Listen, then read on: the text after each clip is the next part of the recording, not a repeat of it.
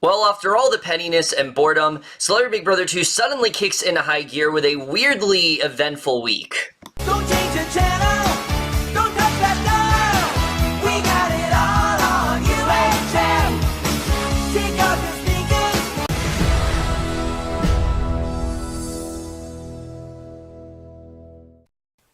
Hey guys, it's Kato, my review for Celebrity Big Brother 2, episodes 10 through 11.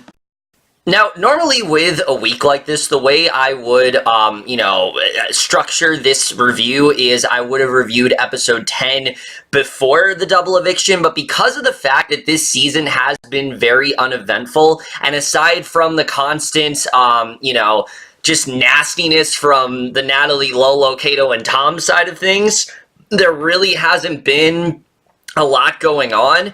I anticipated that this week would be exactly the same. I really did not think much was going to happen here, but to my surprise, this was actually a really good week. I thought this was probably the strongest week yet. There was a lot of stuff going on here that I definitely really did enjoy seeing, and I think it's all attributed to the fact that this actually felt like a completed week of Big Brother, whereas the other weeks this season have not really felt like that because of how everything has felt so rushed and manufactured in that way. I mean, this was the first week where we had a 2-hour episode and an episode where there wasn't, like a nomination and a POV in one episode. Like, this was a nomination ceremony in one episode and then the double eviction, and the double eviction was 2 hours. So I think it just goes to show that an extra episode really does do a lot for the show, and we really did see that here. Now, again, I'm not saying this was like an amazing week or everything. There are things about this week that I really don't like at all, but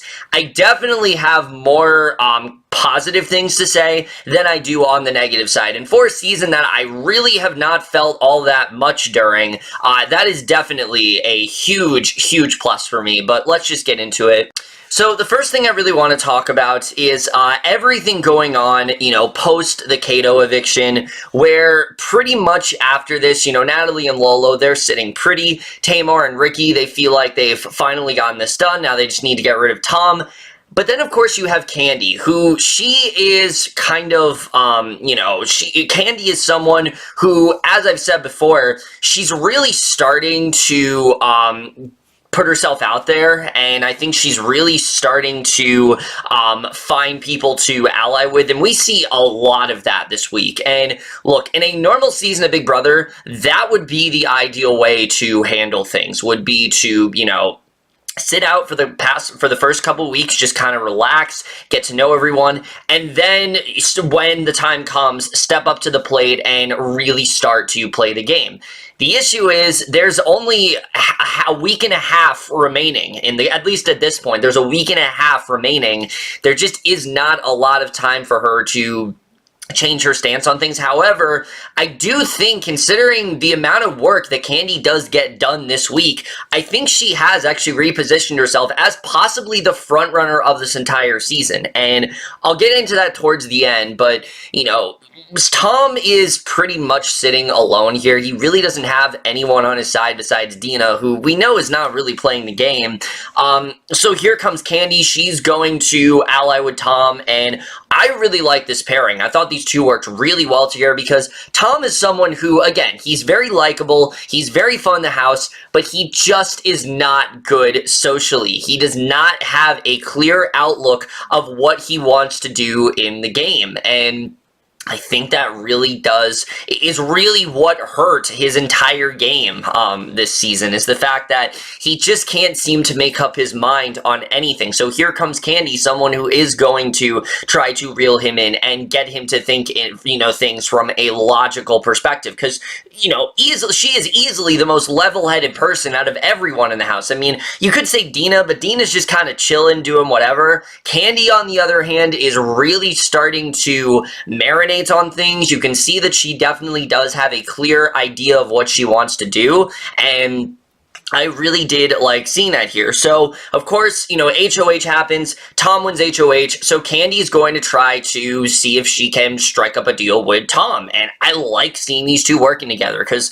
Tom, he doesn't really know what he wants to do at this point. But Kandi is clear that she wants Natalie and Lolo gone. They are running the game and she's had enough of it and she really wants to put a stop to it. And I like that she gives him a very clear argument and she doesn't do it from a perspective that is manipulating him or is trying to undermine his power. If anything, she uses his power to her advantage and decides to take that opportunity to suggest, hey, why don't we try to get Natalie and Lolo out? And she specifically wants Natalie out. And I think that's a really good move because out of the two, Lolo cannot win this game. There's no way. She's pissed way too many people off, and there's just no possible way that she can win. Natalie, on the other hand, sure, she has been very complicit in a lot of, the more irrational actions that these two have done, but I feel like out of the two, Lolo would take the hit more than Natalie. I feel like Natalie is someone who she could have, she definitely had a better chance of winning than Lolo, mainly because Lolo really was at the head of a lot of things.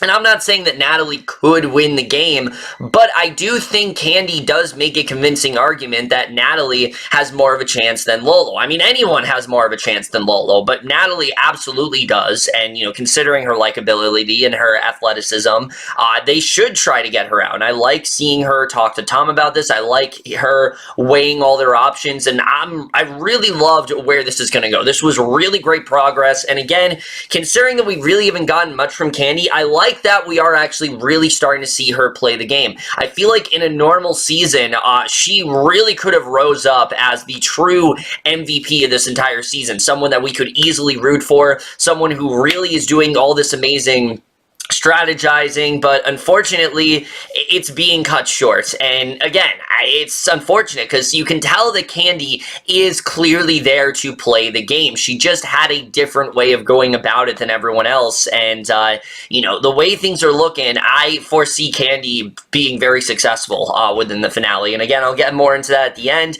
but I really liked what I saw here, and I think she definitely has a lot of potential for sure. So while Kandi is doing a lot of really great work with Tom, on the other hand, has a different strategy. He is very clear in wanting his target to be Ricky. And look, considering the beef that these two have had, I think that definitely makes sense. There's a lot of irreparable damage there, unfortunately, and it all stems back to just Ricky simply calling Tom a prick and them not being able to patch things up. And unfortunately, Ricky is a huge alpha male, and so is Tom, and the two of them have had this, this feud going on, and you can tell that Tom, he is just so adamant about getting Ricky out of the house, and Lolo, on the other hand, though, that's what was really surprising with this, that he actually does not want to put Lolo on the block. Now, unfortunately, because Lolo is someone who is just so damaged that she can't seem to understand what he's going to do, she takes it as he's going to backdoor her. He actually is not going to do that. That's not his initial plan. His initial plan is actually to try to strike up an alliance with her because he feels bad for her. He feels like everyone is coming after her. He wants her to know that he's on her side. And here's the thing. Tom has never really done anything to muddy the waters between him and Lolo. It's mainly been Lolo who has been, causing problems there. Because think about it. Lolo never really got into an argument with Tom. It was Kato that was the one that that they had a very sort of contentious relationship. And that's ultimately why I think Kato ended up leaving before Tom, because Tom just stayed a lot more quiet and passive. And you can tell that Tom, he really does want to work things out with Lolo. The problem is that Lolo just can't keep her mouth shut, even though she's telling Tom that, she's in the Olympics and that she wants to do really well and things like that, and she needs the money, for the Olympics, and shares this really personal information with him. She then goes to her side of the house and uses it against him and says that he was manipulating her, when that's not at all what he was doing, and it just makes Lolo come off looking so horribly. And I was really hoping that Lolo would maybe finally just think about what he's actually proposing and really just for a second stop thinking that everyone is against you. I mean, that's the opinion that Lolo and Natalie have,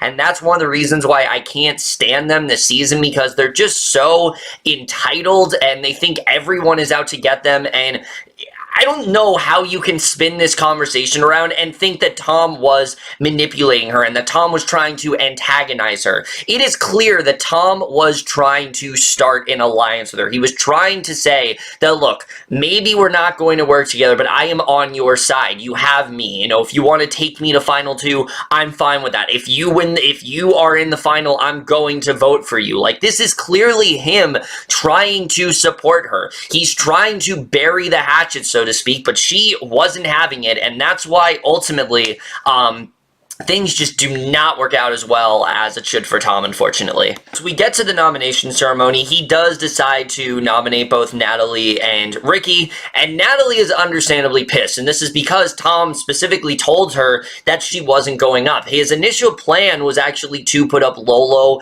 and Ricky, and I like that Kandi was able to reel him in there and be like, all right, let's just think about this for a second. If you're trying to work with Lolo, does it really make sense to put her on the block? And I'm glad that he did not go forward with that. But again, Lolo thinks that he's trying to backdoor her, and that's not at all what's going on. But like I said, he does nominate those two, and, you know, I like the way things worked out there. I think that was definitely the right targets for sure.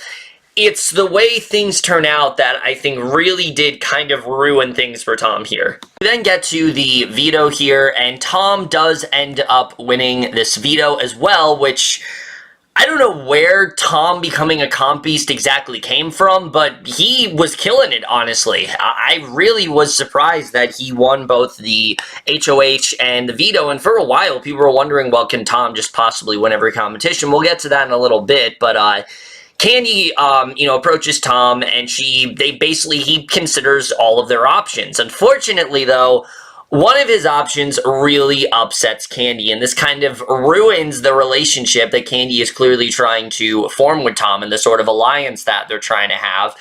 Because he thinks about possibly putting up Tamar as a replacement. He's going to take Natalie down. He's going to put up Tamar. That way he can ensure that Ricky's going to leave. Kandi is not having it because her and Tamar, they are very loyal. She knows that Tamar is her ride or die at this point, and you know, she does not want Tom to come after her. The problem is what Kandi decides to do next. She goes to her alliance, and look, I kind of got the impression that Kandi really did not trust him after this. She realized that maybe I shouldn't work with Tom. He's not thinking rationally, and he's not really listening to what she's saying. Like, he's someone who...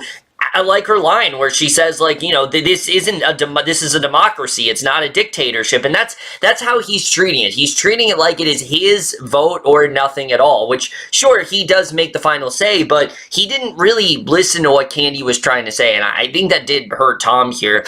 On the other hand, when he's very adamant about getting Ricky out, obviously, he wants to make sure that Ricky can go. That was the fatal error with his last HOH, is that he did not have a clear target. He did not know who he really wanted to get out. He didn't have the votes to get out Ricky, so unfortunately, he settled for Joey, and we know how that turned out. But Kandi, she goes to Tamar, and Tamar just goes off on Tom, saying, like, no, you're not coming after me. This is a betrayal.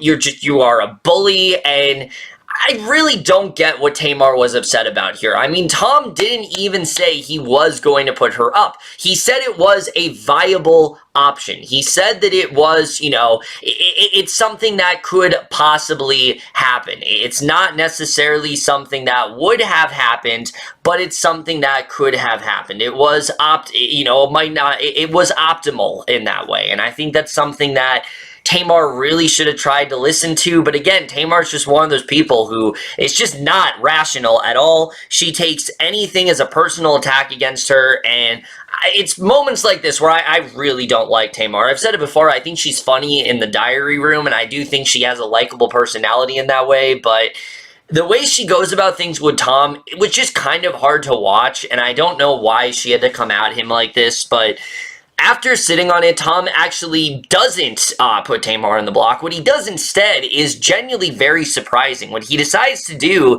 is he takes Ricky off the block and he puts up Lolo, and he claims that this was supposed to be like an olive branch sort of thing, and I do buy that that's what he was trying to do. I do think that that's what his whole intention was. I think he was trying to bury the hatchet with Ricky. I think that he was trying to move forward, maybe even come to an agreement, because let's think about it. They are the two men left in the house, and they just don't have much of a chance over, you know, the women who are completely dominating the house right now.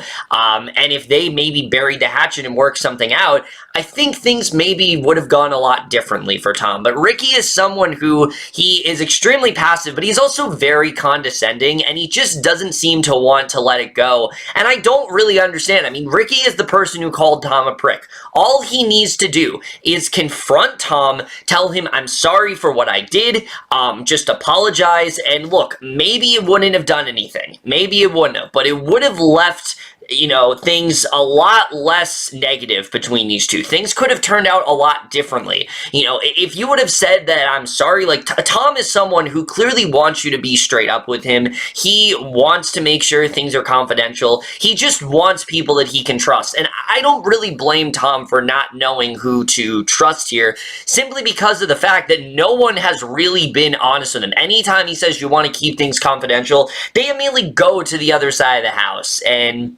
again, you could say, oh, that's Tom's fault for thinking that they were on his side, but look, this is a guy who had one person on his side. Everyone else was coming after him when he really didn't do that much to get them all that upset. The only thing that Tom did is that he did not play things safe. He wanted to get the people out that he was targeting, and nobody else was there for that, and that's not necessarily his fault. But again, this whole thing that goes down with Ricky, this whole exchange, I think it's something that he's going to be replaying in his head for a while, mainly because of what happens after this ceremony, what happens after the eviction, because Natalie does end up getting evicted, which I was not surprised about. I pretty much expected for her to be the person to go, and, you know, I was surprised by how much applause she received. I did not really think the crowd was going to be in favor of her that much, but they were. And look, Natalie's gone.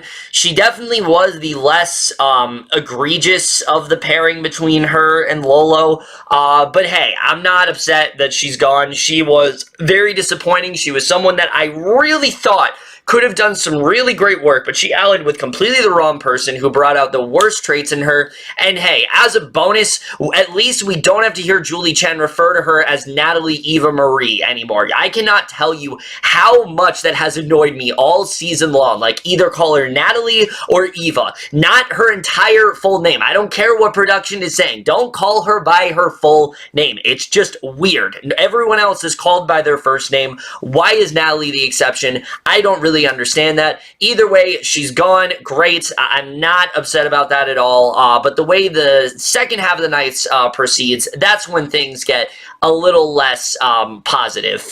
Because pretty much right after Natalie has been evicted, we then get news of this new twist that is going to shake up the game, and I am so over these twists. I don't know how many times I need to keep reiterating it. This is an expedited season, a month-long season. There is no reason to implement twists in here, and this is probably the dumbest twist yet.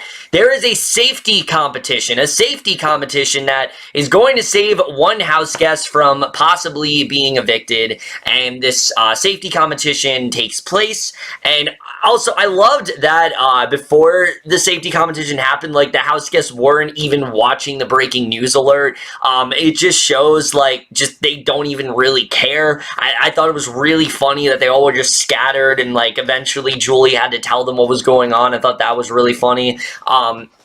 But I will say, the competition itself was really creative. Big Brother has actually done a really good job this season, the production team in general, of making some really creative competitions, especially in this episode. And look, I will definitely give them that. The competitions this season have been really unique. They've been really different. They're not something we normally see in a regular season of Big Brother. And that's something that I did like seeing here. You know, last season, it was basically just redoing every competition from Big Brother 19, and that was mainly due in part to the fact that Big Brother 19 was so terrible that they wanted to kind of redeem those competitions.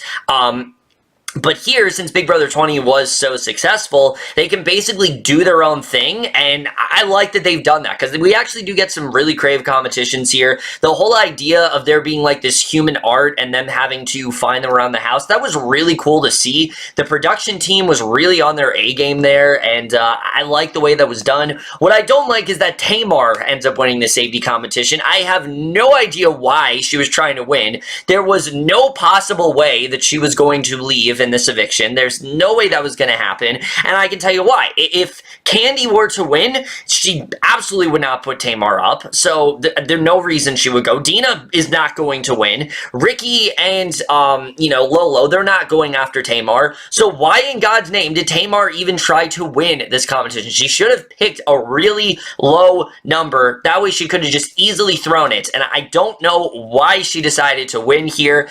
I think this easily should have gone to Tom, and sure, people would have been in uproar, but this should have been Tom's competition. This competition, let's be honest here, it was designed for Tom to stay. I mean, there are certain competitions that, Grodner will come up with at the last minute, and this is one of them. This is one that I think was very much designed for Tom to stay in the game, and no, Tamar ends up winning. I have no idea why, and I don't really understand what happened there. It somehow ended Tom's streak. I really thought he was going to win this competition, but it didn't work out. And things really do go downhill fast. As we then see the proceedings of the HOH competition, and it's the human art again, which again, I like this idea, but why did it have to be human art again? It was basically the same exact competition, except that some of the human art was disappearing and they had to count the number of them or whatever. But Lolo ends up winning this competition, which she claims that she didn't want to win, but I call bullshit on that. I think she easily was trying to win this, and she knew her house was out the door if she did not win this competition. So I think she absolutely was trying to win this for sure, and she ends up winning the competition, and we get maybe one of the weirdest HOHs I think I've ever seen. I mean, Lolo was so perplexed by her winning this HOH that she couldn't even come up with the nominations. It took her maybe 5 minutes to actually come up with and present her nominations, and that whole thing was just so weird. I've never seen anything like that in Big Brother, where a house guest genuinely doesn't want to nominate anyone. What would have happened if she didn't nominate a second person? Like, sure, we knew she was going to nominate Tom, but like, what would have happened if she said no? Like, would Julie have just taken that HOH away from her? Like, that would have been interesting to see. That's something that's a version of this story I would have loved to see, but unfortunately we didn't. Tom and Kandi are, in fact, nominated, and things get really predictable after this. We get to the POV, and once again, the POV was really creative. It was this whole thing where they had to watch this sitcom of cousins. It was basically this whole thing where it was a pilot of Ross Matthews and Meta World Peace, which, look, I don't know if they know that, if the producers just know that this season sucks and that we missed that cast, but they've done that twice this week. I mean, when Omarosa was on, I was like, I really am missing that cast, and then especially seeing Ross and Meta, I really was missing that cast. I mean, that cast was just so much better, but again, I've gone on long enough about that. Really creative stuff, something we haven't really seen before in Big Brother, and I hope we get more of that in Big Brother 21, because it's clear that even though there's been so many seasons, the production team is not out of ideas. There are still things that they can do, and I will absolutely give them that, and it is not their fault that this season has been very, very sluggish, but Tamar ends up winning the POV, and I don't know why.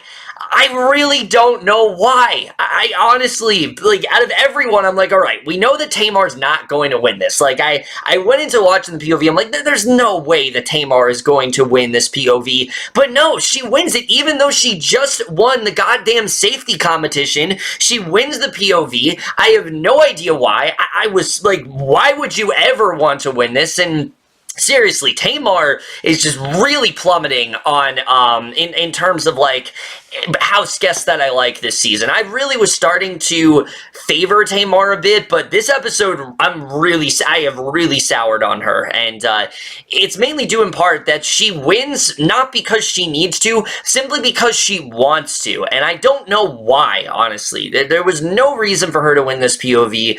She doesn't use it as well, which was extremely perplexing to me. I mean, Kandi is the one person that you are supposed to be in a, in a sort of dynamic duo with. You two are supposed to be a ride or die, and I understand maybe she doesn't want to share it with the other house guests, but come on. I mean, I think it's pretty obvious. You two have worked together.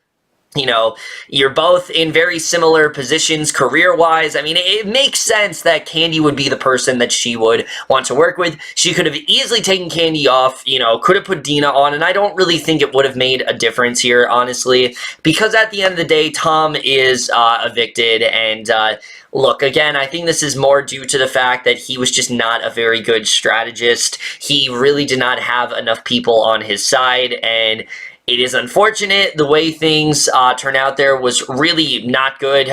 Tamar especially came off looking really bad. Her literally dancing on his grave and tap dance. I mean, it was obnoxious. Like, I understand she maybe was trying to play it up a bit because she knew she was on live TV, but it was just obnoxious. I don't know what she was doing there, and I really didn't think, out of all the people, I did not think Tamar would have this very bitter taste for Tom Green. Lolo seemingly is over it. I don't buy that for a second. I think she was playing it up for TV.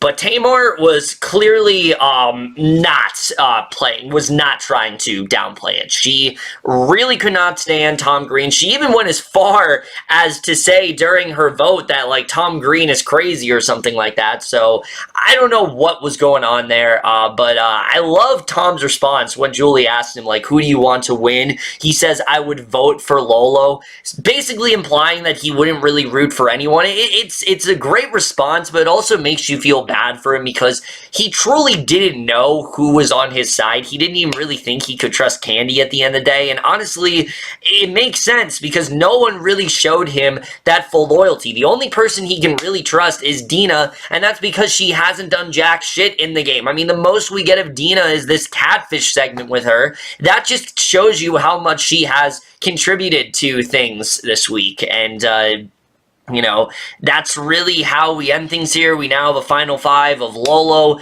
Dina, Kandi, Ricky, and Tamar, and that's really how things conclude. So, heading into the finale, the options of who could possibly win are honestly endless. I don't really know what's going to happen here. I will tell you right now, I really want to see Kandi pull out the win, especially considering the work that she did this week. I mean, I know it's not a lot, but she has done much more work than 90% of the house guests that are there right now. All Lolo has done is stir up drama. Tamar has just been kind of loud and obnoxious, and that's really all she's done. Ricky is just so passive and boring about everything. Dina has done jack shit. I like Dina. I think she's, like, personable and things like that, but she hasn't done anything. Like, there's no possible way that Dina could win this game, and honestly, I wouldn't be upset if she did, mainly because she's been a lot more respectful than some of the other house guests have. But really, Kandi is the only one in this final five that I actually think is worthy of winning. Everyone else, not really. I don't think, like I said, I don't think Tamar's worthy. Ricky, absolutely not. Dina, no. And I really don't think that, who else is there? Who else is there? Tamar, Kandi, Dina, Ricky. I'm forgetting someone. I don't know. Oh, Lolo. I'm stupid. I'm forgetting Lolo. Yeah, no one is really worthy of winning. The fact that I'm forgetting who's in the final five, that just tells you how undeserving these people really are. And Look, I think it's really cool that we do have a final five that's like, 3 people of color, and we have 4 women. Like that is unique to the game. We haven't really seen that before, and especially in a season where it seemed to be dominated by men, the fact that the women are still the ones remaining, that is really interesting. The optics did not seem like that was going to be the case, and I think that's a very interesting sort of scenario. I think that's very interesting the way that's all played out. And I will say, I do think this finale is going to be really good because, again, Big Brother, all the seasons I don't like, they have really good finales, and I think this finale is going to be no exception because it is 2 hours. It's 2 hours, there's a lot to do, and I don't think it's going to feel nearly as rushed as last year's. Last year's was kind of a clusterfuck, and there was a lot to juggle. They're doing the same format as last year, but again, I think having the 2 hours, they're going to be able to have a lot more time to delve into things. I'm interested in seeing what really does end up happening. This is what, if I had to think of what was going to happen without talking about who already has won HOH, because I do already know that, but that aside, regardless of who won HOH, what do I think is going to happen? I think the next person to leave is probably going to be Kandi or Dina. I think that's probably what's going to happen, mainly because just the odds are not very good. They have 3 people against them at this point. Tamar is not going to vote out Kandi. I think it's probably going to be Dina that leaves next. And then I think the top 4, Lolo, Kandi, Ricky, and Tamar. I think that Tamar and Ricky are going to be the ones to leave third, and then I think the top 2, it's going to be Lolo and Kandi. And honestly, I think that's the best person for Kandi to sit next to. Now, sure, she can't be Tamar, and I'd love to see it if those 2 are in the final 2, because there's no possible way Tamar can win. Lolo has an even lower chance of winning. I really don't think, considering all the shit that Lolo has said, and the fact that all of these house guests are not sequestered, keep in mind, they're able to watch this season. They're even able to go on live feeds, podcasts. I mean, they can do whatever they want in terms of coverage for this season. They will know all the ins and outs of what's going on. They will know all the things that Natalie and Lolo have said about each and every one of them, and for that reason alone, Lolo is not going to be able to win this game. She has had very poor jury management, and Kandi, on the other hand, has been really great with that. She's been very level-headed. Every single thing that she's done, especially this week, has been from a game perspective. All of her reasonings have been game-wise, and that alone, I think, should solidify her the win. But as most finales go, I am keeping my expectations in the worst case scenario possible. That's what I'm really trying to think of. Worst case scenario,